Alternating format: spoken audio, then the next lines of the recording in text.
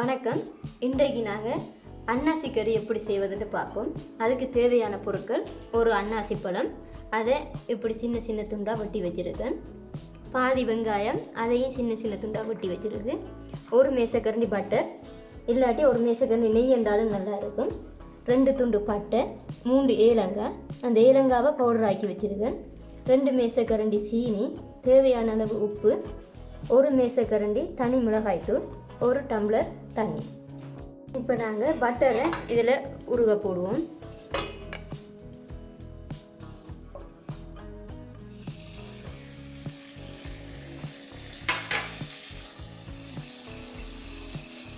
Butter கொஞ்சம் உருகி வரக்குள்ள வெட்டி வச்சு இந்த பாதி வெங்காயத்தையும் அது கூட போடுவோம்.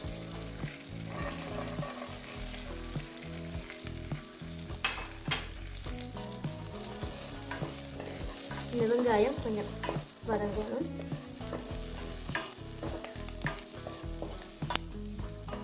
அரை நேரம் வதங்கிட்ட விட ஒரு 2 நிமிஷம் வதங்கினாலும்.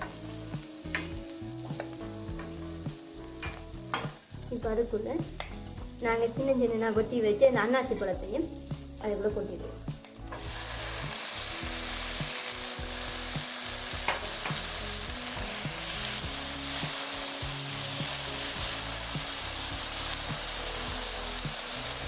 அன்னாசி பழத்தை கொட்டிட்டு அந்த ஒரு டம்ளர் தண்ணியை அதுக்குள்ள போட்டு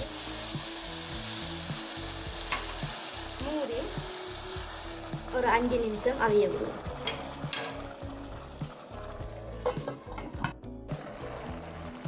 இப்போ நாங்கள் திறந்து பார்த்தா இந்த அன்னாசி பழம் 3/4 பதத்துக்கு வெந்துட்டுது. நாங்கள் வெங்காயம் வதக்கக்குள்ளே இந்த பட்டையை போட்டிருக்கணும், போட மறந்துட்டேன். பட்டையும் போட்டுட்டு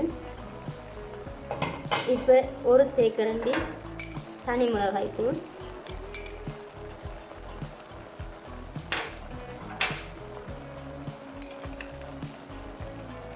2 மேசக்கரண்டி சீனி,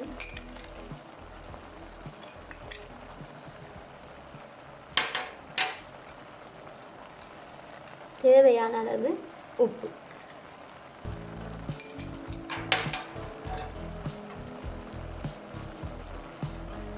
நாங்கள் இந்த ஏலங்காவை பவுடராக அடித்து வச்சுருக்கணும்.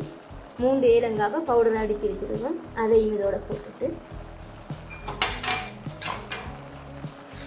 எல்லாத்தையும் ஒருக்கா மிக்ஸ் பண்ணி இன்னும் ஒரு 5 நிமிஷம்.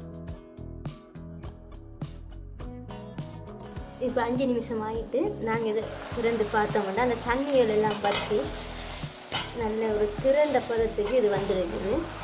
இந்த இதில் லைட்டாக கொஞ்சம் தண்ணி தெரியுது, இதுவும் கொஞ்சம் வற்றிட்டு இருந்தால் அந்த பதம் சரியாக வந்துடும். இது கொஞ்சம் உங்களுக்கு காரம் கூடவாக இருந்தால் நீங்கள் இன்னும் கொஞ்சம் சீனியை போட்டு கொஞ்சம் இனிப்புக்கு எடுத்து விடலாம். இப்போ பார்த்தீங்கன்னா இதில் எல்லா தண்ணியும் வற்றி நல்ல ஒரு திரண்டு பதத்துக்கு வந்துட்டு இப்போ நாங்கள் இது இறக்கிடுவோம்.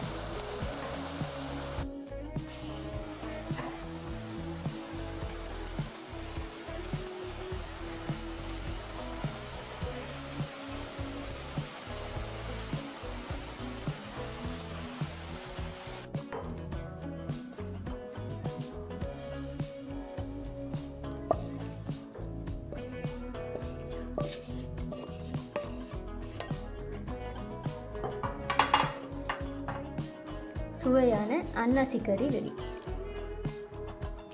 இதை நீங்கள் பிரியாணியோட சோறோட சாப்பிட நல்ல டேஸ்டாக இருக்கும்.